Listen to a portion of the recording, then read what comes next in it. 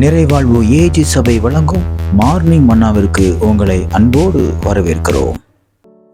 ஆண்டவருடைய பரிசுத்த நாமம் மகிமைப்படுவதாக. இந்த நாளிலே உங்களை சந்திப்பதிலே மிகுந்த சந்தோஷம். இன்றைக்கு கர்த்தர் நம்மளோட பேசுகிற வார்த்தை யோவானில் இந்த சுவிசேஷம் 11ஆம் அதிகாரம் 43வது வார்த்தை இப்படியாக சொல்லுகிறது: இவைகளை சொன்ன பின்பு லாசருவே வெளியே வா என்று சொல்லி உரத்த சத்தமாய் கூப்பிட்டார் என்று நாம் வேதத்திலே வாசிக்கிறோம். ஆமென். லாசரு மரித்து 4 நாளாவது ஆகிவிட்டது. அந்த நேரத்தில் இயேசு கிறிஸ்து லாசருடைய வீட்டிற்கு வருகிறார். அவன் மரித்து விட்டான் என்று தெரிந்தும் பின்னும் ஒரு நாள் அந்த கிராமத்தில் அவர் தங்கினார் என்று பார்க்கிறோம். ஏன் இந்த வார்த்தைகளை சொல்லுகிறேன் என்றால், யூதருடைய நம்பிக்கை ஒரு மனுஷனுடைய மரணம் முடிந்த பின்பு அவனுடைய சரீரத்தை சுற்றி அவனுடைய ஆவி 3 நாட்கள் சுற்றி வரும் என்கிற ஒரு நம்பிக்கை அவளிடத்திலே உண்டு. இயேசு கிறிஸ்து 3வது நாள் லாசருவை உயிரோடு எழுப்பியிருந்தார் என்றால் அவனுடைய ஆவி அவன் சரீரத்துக்குள்ளாக புகுந்து விட்டது என்று சொல்லிவிடுவார்கள் என்று சொல்லிதான் இயேசு கிறிஸ்து பின்னும் ஒரு நாள் அவர் தங்கினார். 4வது நாள் லாசருவே வெளியே வா என்று உரத்த சத்தமாய் கூப்பிட்டார். அவன் உயிரோடு எழும்பினான். இன்றைக்கும் கர்த்தர் உங்களை பார்த்து சொல்லுகிற வார்த்தை, என்னென்ன காரியங்கள் எல்லாம் செத்து போயிருக்கிறதோ, எந்தெந்த காரியங்கள் எல்லாம் நாள்பட்டு இருக்கிறதோ, சில காரியங்கள் நடைபெறாமல் சில மாதங்களாக இருக்கலாம், சில வருடங்களாக இருக்கலாம், சில வாரங்களாக இருக்கலாம்.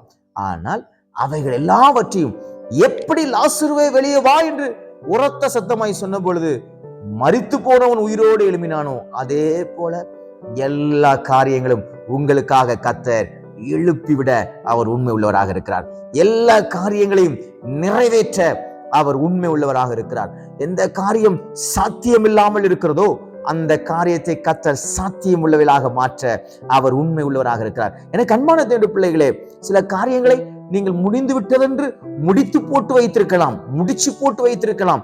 ஆனால் என் ஆண்டவர் ஒரு வார்த்தை சொல்லும் பொழுது அவைகள் முடிந்து போனவைகள் அல்ல, அதுவே ஆரம்பமாக மாறும். அது உங்களுடைய சிந்தனைகளுக்கும், உங்களுடைய எண்ணங்களுக்கும், உங்களுடைய திறமைகளுக்கும், உங்களுடைய படிப்பிற்கும், உங்கள் ஆள் பலத்திற்கும் அப்பாற்பட்டவைகளாக இருக்கலாம்.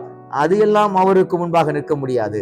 அவர் ஒரு வார்த்தை சொல்வாரே ஆனால் அவைகள் என்ன செய்ய அவர் கட்டளையிடுகிறாரோ அவைகள் அப்படியே செய்து முடிக்கும். அதே போல கர்த்தர் இன்றைக்கு உங்களுக்கு ஒரு வாக்கு கொடுக்கிறார்.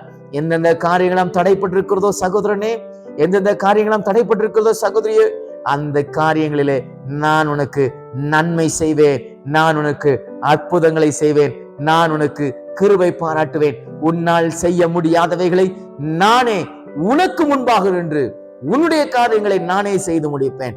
உங்கள் திராணிக்கு மிஞ்சி இருக்கலாம், உங்க திறமைக்கு மிஞ்சி இருக்கலாம், உங்க படிப்புக்கு மிஞ்சி இருக்கலாம். நீங்க சொல்லுவீங்களே, ஐயோ அது என் கையை விட்டு போயிருச்சு, நெட்டாத இடத்துல இருக்குதுன்னு சொல்றீங்கல்ல, அது எல்லாவற்றையும் கர்த்தர் மாற்றி போட்டு நீங்கள் விரும்புகிறதை காட்டிலும், நீங்கள் நினைப்பதை காட்டிலும், நீங்கள் ஜெபிப்பதை காட்டிலும் தேவன் உங்களுக்கு இன்றைக்கு ஒரு பெரிய நன்மை செய்ய போகிறார்.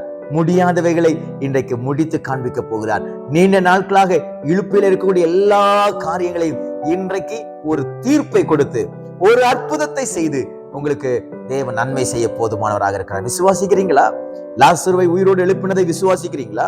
லாசருவை உயிரோடு எழுப்பினதை நீங்க விசுவாசிப்பீங்கன்னா உங்க வாழ்க்கையிலும் மரித்து போயிருக்கிற உங்க சரீரம், உங்க வாழ்க்கையிலும் பலவீனமா இருக்கக்கூடிய உங்க சரீரம், உங்க குடும்பத்திலும் சில பேர் வியாதியாக இருக்கலாம், சில பேர் பலவீனமாக இருக்கலாம். உங்கள் சரீர உறுப்புகள் அநேக நேரத்திலே செயலிழக்க மறுத்திருக்கலாம். டாக்டர் சொல்லலாம், இந்த உறுப்பு உனக்கு செயல்படல, இந்த இடத்துல உனக்கு பிரச்சனை இருக்குது, இந்த இடத்துல உனக்கு கட்டி இருக்குது, இந்த இடத்துல உனக்கு நிறைய கிருமிகள் இருக்குதுன்னு சொல்லி நிறைய காரியங்களை சொல்லலாம்.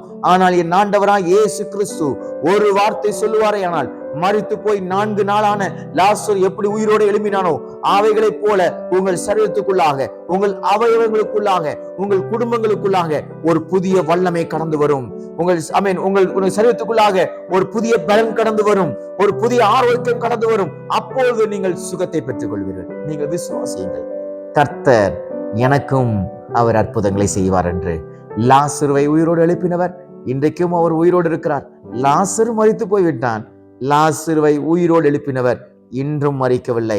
அந்த தேவன் உங்களுக்கு இன்றைக்கு அற்புதங்களை செய்வார். அற்புதத்தை எதிர்பார்த்திருங்கள்.